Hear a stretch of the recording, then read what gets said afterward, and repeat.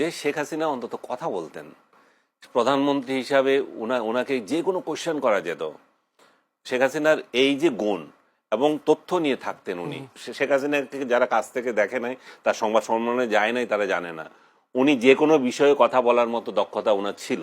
এবার যে সরকার এসেছে, সরকারের মত প্রকাশের স্বাধীনতা কতটুকু প্রকাশ করা যাবে? মত প্রকাশ করা যাচ্ছে, ইউনূসের আমল থেকে তো বেশি করা যাচ্ছে। ইউনূসের আমলে তো কথা বলতে পারে না, বাংলাদেশের একটা সাংবাদিকদের একটা বড় অংশকে তো জেলে দিয়ে দিয়েছে, তাই না? জেলে দিয়ে দিয়েছে বা ঘর ছাড়া করে দিয়েছে, সংগঠন ছাড়া করে দিয়েছে, চাকরিচ্যুত করেছে, যেটা আওয়ামীপন্থী সাংবাদিক হিসাবে পরিচিত যারা, তাদেরকে তো মানে করছে না, অনেকভাবে নির্যাতন করছে। এখনো তারা মানে অনেক ক্লাবের সদস্য না, অনেক ইউনিয়নের সদস্য না, তারা স্বাভাবিক কাজকর্ম করতে পারছে না।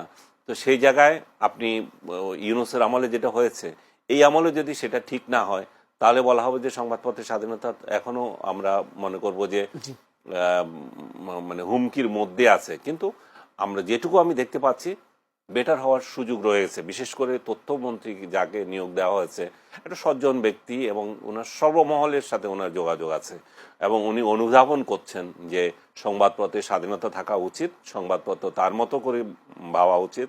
এখানে আমাদের দলীয় দালালরা শুধু মানে জিন্দাবাদ জিন্দাবাদ করবে আমাদেরকে, শুধু সেটা নয়। এটুকু তো গুড সাইন, এটা প্রশংসা করতে হবে। এবং সামনের দিনে কোথায় যায় সেটা আমরা জানি না কেউ।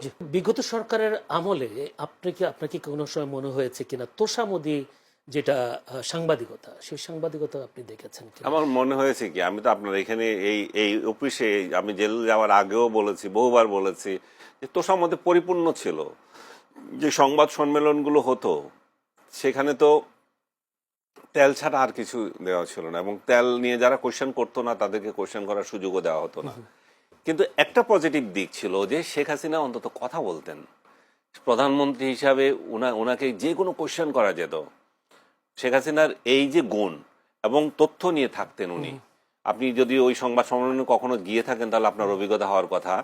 উনি ইভেন একটা তথ্য আছে, ভুল আছে, সঙ্গে সঙ্গে কথা বলতেন, এটাতে এত হবে, এটা এখানে এত আছে কেন। তার মানে উনি যে সংবাদ সম্মেলন করতেন সেটা আগায় গোড়ায় প্রস্তুতি নিয়ে আসতেন। অনেকে বলতে এটা প্রি প্ল্যান কিছু প্রশ্ন তৈরি করা না, এটা ভুল কথা, প্রি প্ল্যান না। আপনি বলতে পারেন যে ওই দালালদেরকে সুযোগ দেওয়া হতো বেশি প্রশ্ন করার জন্য।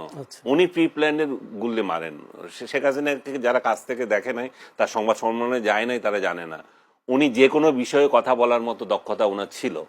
উনি যে কোনো মানে এটা হচ্ছে যে দীর্ঘদিন যখন উনি রাষ্ট্র পরিচালনা করছেন, সে অভিজ্ঞতার আলোকে ওনার এটা হয়ে গেছিল, প্রত্যেকটা নখদর্পণে ছিল।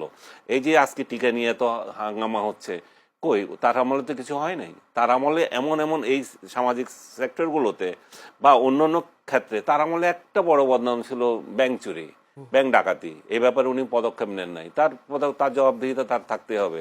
কিন্তু অন্যান্য অনেক সেক্টর আছে যে সেক্টরগুলো নিয়ে, এবং ব্যাংক ডাকাতির বিষয়ে কোনো কোশ্চেন করার সাহস তো পায় নাই কেউ। তাকে কি নিষেধ করছিল যে ব্যাংক ডাকাত যারা আছে তাদেরকে নিয়ে কোশ্চেন করতে? প্রশ্ন যারা করবে তাদেরকে তো তার সংবাদ সম্মেলনে ডাকা হতো না, সেটা একটা কোশ্চেন। সেটাই তো আমি বললাম যে জি হুজুর টাইপ সাংবাদিকদেরকে ডাকা হইতো, এবং যারা কঠিন কোশ্চেন করতো তাদেরকেও দেওয়া হতো না। আমার নিজের অভিজ্ঞতা আছে, একটা কঠিন কোশ্চেন করছিলাম, পরবর্তীতে আজ চান্স পাই নাই। কিন্তু আমি এটুকু তাকে স্বীকৃতি দেব যে এটা তো উনার না, এটা তো নিয়ন্ত্রণ করছে যে সমস্ত গোলামরা, এগুলো তো সব গোলামদের সমস্যা, এটা তো উনার সমস্যা না।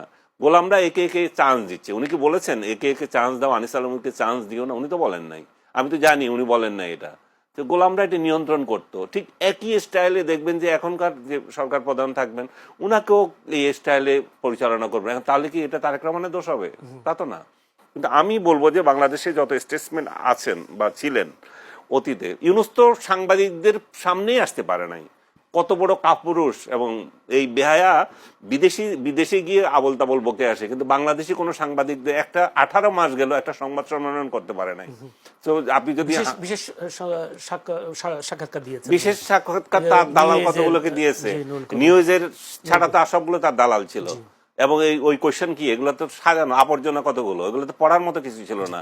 আপনি এগুলো কোশ্চেন দিয়ে আসছেন, উত্তর দিচ্ছে, এগুলো তো এমন কিছু। আপনার মনে আছে যে পুরো সাক্ষাৎকার যে সে দিল, যে বিশেষ সাক্ষাৎকার, কোন একটা স্পেসিফিক বিষয় আপনার মনে আছে?